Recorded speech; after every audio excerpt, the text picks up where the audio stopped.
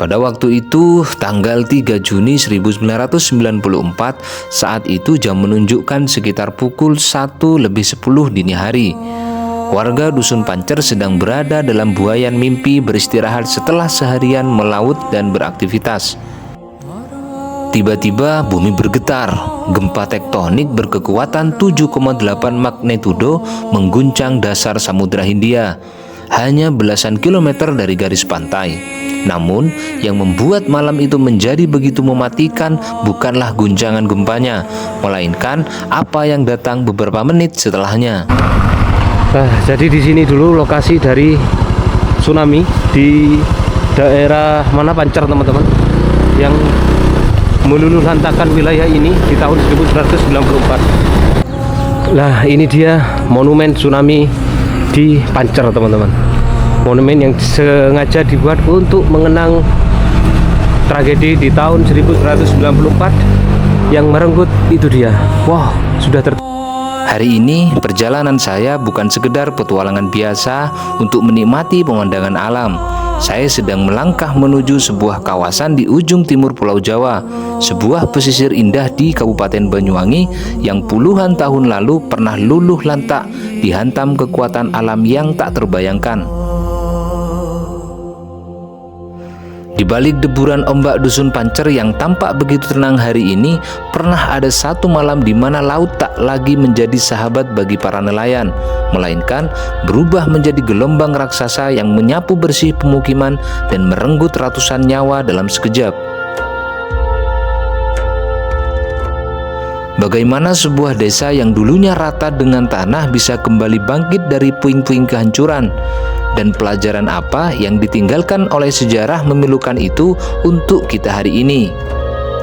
Ikuti perjalanan saya menelusuri jejak tragedi tsunami tahun 1994 di Pantai Pancer, Kabupaten Banyuwangi.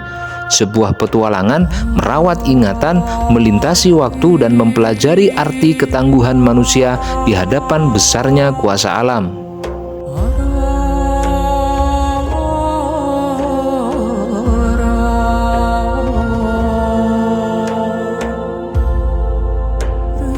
Di tengah kegelapan malam tanpa penerangan yang memadai, air laut tiba-tiba surut secara drastis.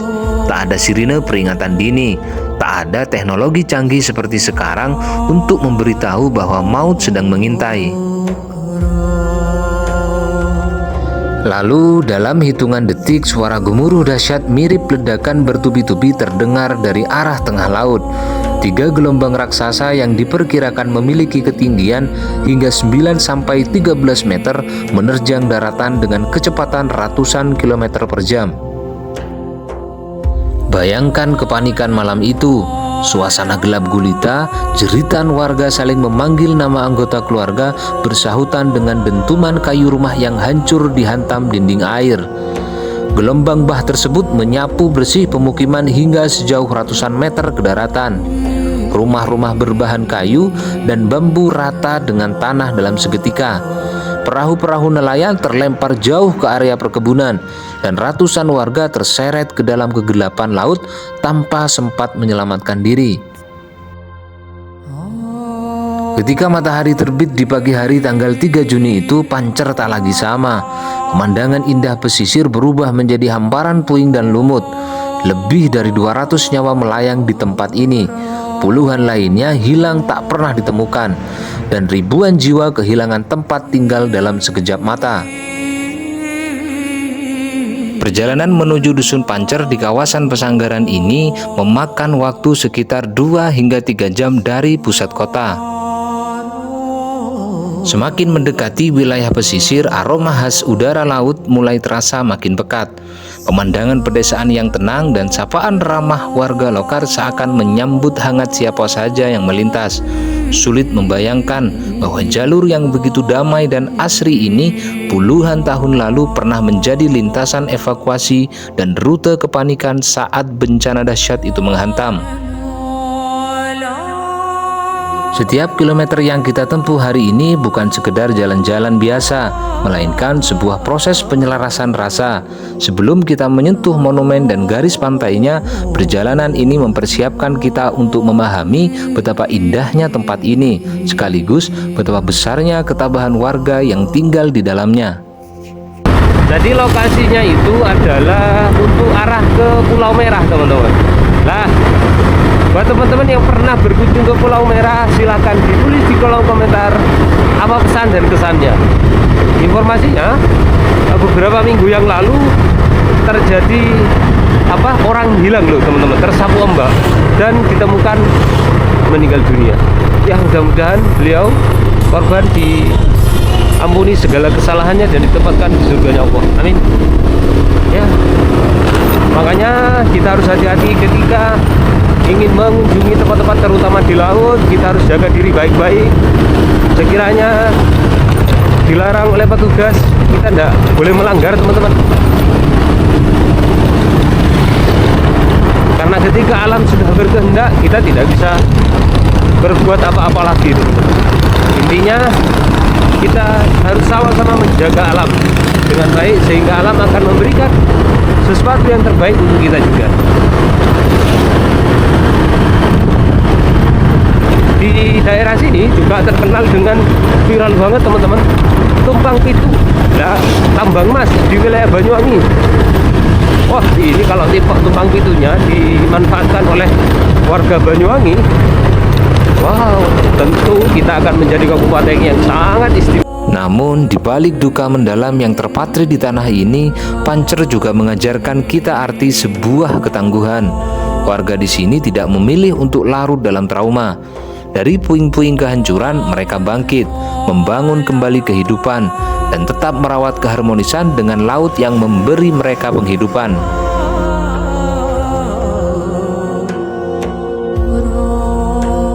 Perjalanan ke Pancer hari ini bukan tentang memanggil kembali rasa sakit, melainkan tentang menghargai keberanian mereka yang bertahan dan mendoakan mereka yang telah berpulang. Bencana mengajarkan kita satu hal, manusia bisa berencana, namun alam punya caranya sendiri untuk mengingatkan kita agar selalu rendah hati dan siap siaga.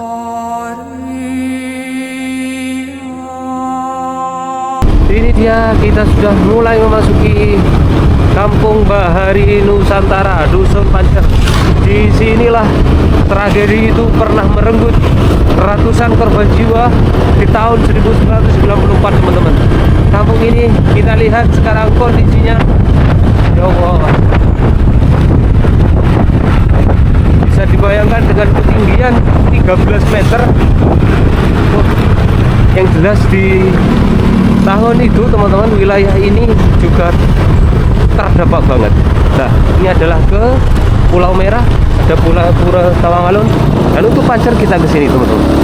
Nah, kita lihat masih lurus kurang lebih ya 10 meteran, 10 menitan.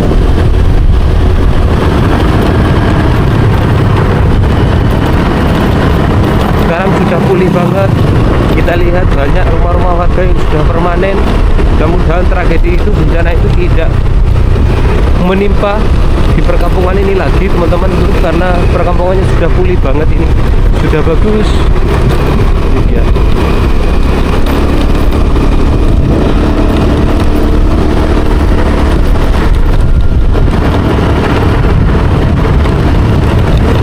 Kalau dulu itu rata-rata sudah sini, teman-teman. Informasi yang saya terima dari beberapa media sosial, wah, habis di daerah sini. Tersisa beberapa puing-puing, dan Presiden Soeharto pada waktu itu juga mengunjungi lokasi ini, teman-teman.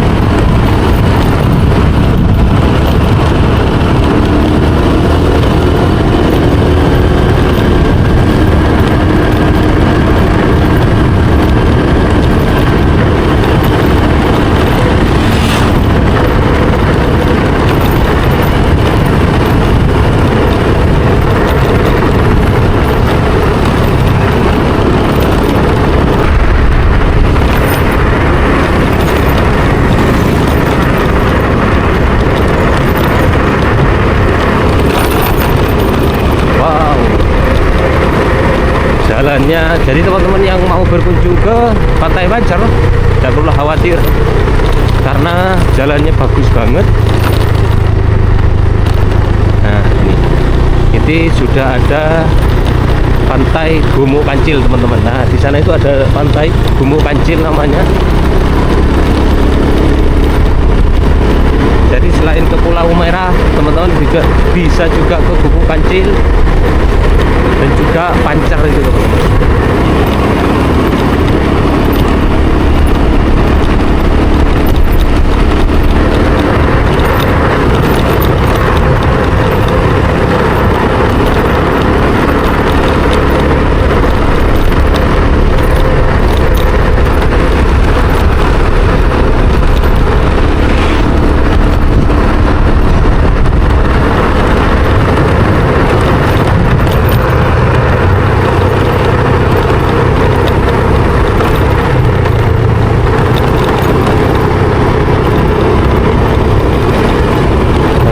Ini sudah sampai di lapangan.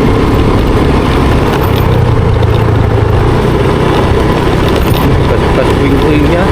Jadi di sini juga dulu terdampak ini teman-teman. Nah, nih bekas bangunan juga banyak banget di sini nih.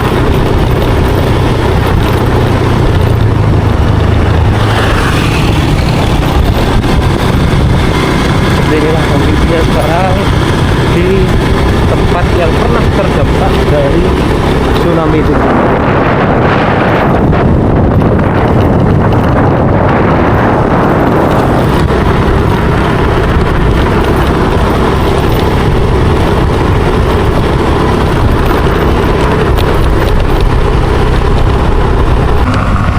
Nah, jadi di sini dulu lokasi dari tsunami di daerah mana Pancer teman-teman, yang meluluh lantakan wilayah ini di tahun 1994.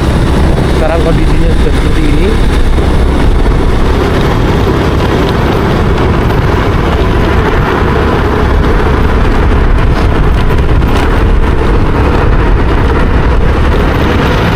Dan kampung yang paling terdampak adalah di depan ini teman-teman. Nah, selamat datang di Kampung Nelayan. Ini sudah kita mulai memasuki Kampung Nelayan Pancer. Nah, disinilah lokasi yang sempat terdampak bencana tsunami di tahun 1994 itu teman-teman. Kita lihat kondisinya sekarang, kampung ini sudah pulih kembali, keadaan yang sangat istimewa dengan kondisi rumah yang sangat bagus-bagus sekarang ini.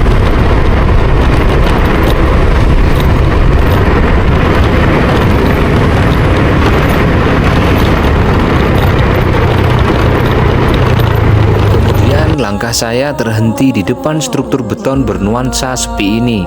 Ini adalah monumen tsunami Pancer, sebuah tanda peringatan yang sengaja dibangun tepat di tengah bekas reruntuhan, agar sejarah tak pernah pudar oleh waktu. Nah, ini dia monumen tsunami di Pancer teman-teman. Monumen yang sengaja dibuat untuk mengenang tragedi di tahun 1994 yang merenggut itu dia. Wow. Berdiri persis di titik ini memberi getaran yang berbeda. Di atas tanah yang sekarang begitu tenang ini, 30 tahun yang lalu pernah berkecamuk kepanikan, tangisan, dan keputusasaan. Monumen ini bukan sekedar susunan batu dan semen, melainkan saksi bisu penanda batas antara masa lalu yang memilukan dan masa depan yang penuh harapan. Berada di depan prasasti ini, kita diingatkan bahwa di balik keindahan garis pantai Pancer ada duka mendalam yang terpatri selamanya. Tempat ini mengajak kita untuk diam sejenak, mendoakan para korban sekaligus mengambil pelajaran berharga tentang betapa pentingnya kesiapsiagaan menghadapi kekuasaan alam. Jika kalian punya kesempatan berkunjung ke Banyuwangi, sempatkanlah melangkah ke Pancer. Bukan hanya untuk menikmati keindahan pantainya, tetapi juga untuk menyapa sebuah sejarah yang menimpa jiwa-jiwa tangguh di tempat ini. Coba kita lihat ke bagian samping nih teman-teman. Tuh. Jadi tempat ini dirawat oleh masyarakat untuk mengenang peristiwa itu. Ini ada apa ya, kayak tugu apa ya teman-teman ya? Oh, kayak jeding nih. Oh iya, kamar mandi nih teman-teman. Ini ada namanya, kalau saya menyebutkan bambu kuning nih. Bambu inilah yang konon dulu dibuat untuk berperang melawan penjajah teman-teman. Bambu kuning yang diruncingkan. Terima kasih sudah menemani perjalanan penuh makna hari ini. Jika video ini memberi sudut pandang baru, maka jangan lupa untuk like, share, dan berikan doa terbaik kalian di kolom komentar. Saya Petualangan Kang Zain, sampai jumpa di ruang rindu dan petualangan saya selanjutnya. Assalamualaikum warahmatullahi wabarakatuh. Salam satu jiwa. Baiklah kawan-kawan, Petualangan Kang Zain, sekian dulu video petualangan kita mengunjungi tempat yang sangat bersejarah ini. Mudah-mudahan bencana itu tidak melanda di wilayah di negara kita, terutama terkhusus di wilayah Kabupaten Banyuwangi. Semuanya mudah-mudahan diparingi aman, tentram, dan abadi sentosa. Nah, baiklah, sampai jumpa lagi di video petualangan saya selanjutnya. Assalamualaikum warahmatullahi wabarakatuh. Salam satu jiwa.